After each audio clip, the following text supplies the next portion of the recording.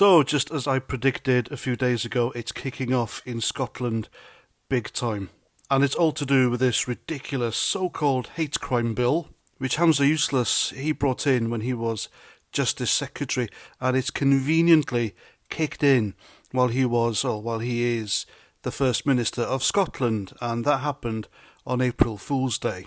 And people have been so riled up about this stealing of their most basic freedom, which is freedom of speech, that somebody has resorted to smashing Hamza Useless's windows in at his home.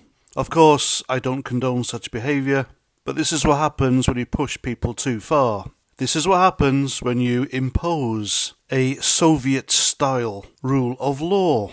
And if there's any demographic on this earth who don't like being told what to do or what to say, it's the Scots.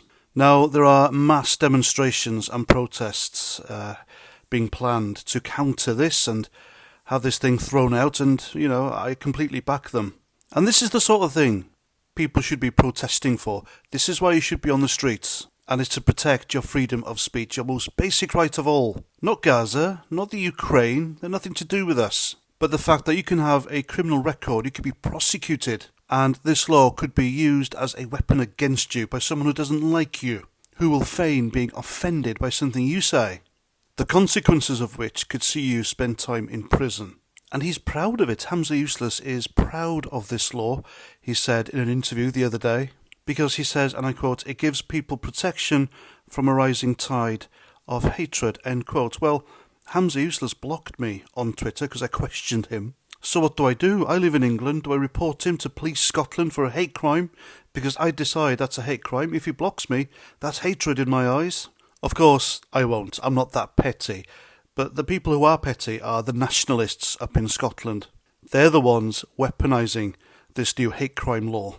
And according to the internet, the Police Scotland, their phones have been ringing off the hook by people reporting Conservatives up there, right-wingers, pro-Brits, unionists for hate crimes. I mean, it's just ridiculous, isn't it? It's literally 1984 made flesh.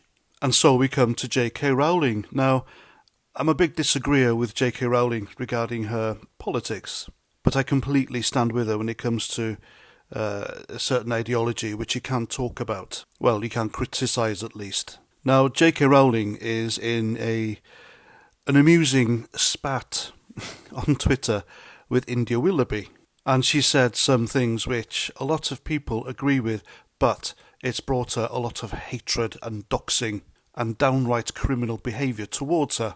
Now, she's currently abroad, according to her Twitter account, and she has wrote on there she is quite literally begging Police Scotland to arrest her for a hate crime, because that's what this ideology have done. They have reported J.K. Rowling for a hate crime, and they want to see her locked up. They want to destroy her life. Well, good luck with that.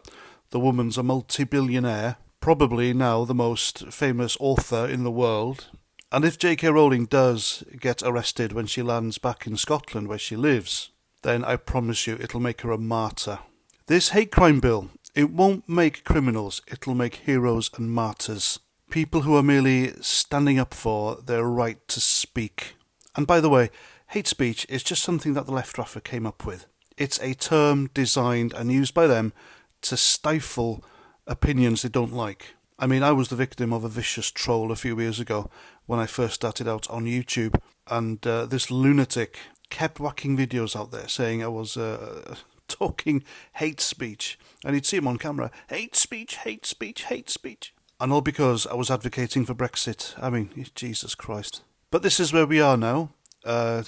Talking is a crime. Well, it depends what you talk about, of course. And this thing seriously needs to be nipped in the bud. At the next election in Scotland, they really need, for their own sakes, to get rid of the SNP and Useless. Because quite frankly, I believe he brought in this ridiculous hate crime bill to stifle any criticisms of a certain ideology which he belongs to.